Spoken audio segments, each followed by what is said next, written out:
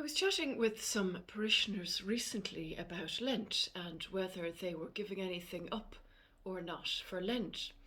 One replied, "But sure, there's nothing left to give up." And in some ways, that's true. It feels that way. It feels as if we've given up so much already during this pandemic. Having said that, they do say that the sale of chocolate and ice cream is up in this past year. And certainly here, there's a well-trodden path to the fridge and the biscuit cupboard, not helped by a newfound appreciation of the therapeutic qualities of baking. So perhaps there are things that we could give up that would be of benefit to our health and our well-being. And perhaps there are things that we could take up. When I mentioned taking something up to parishioners, I received the following email from one of them.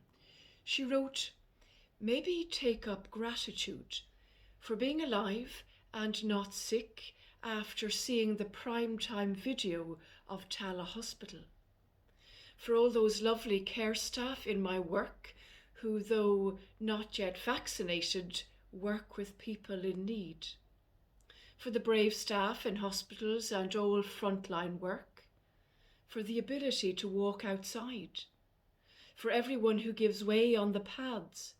For everyone who wears a mask and keeps their distance.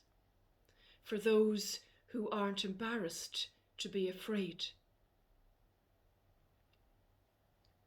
There's something in that.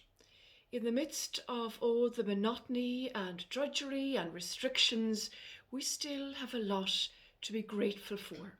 And you can add your own things to that list. Bye for now.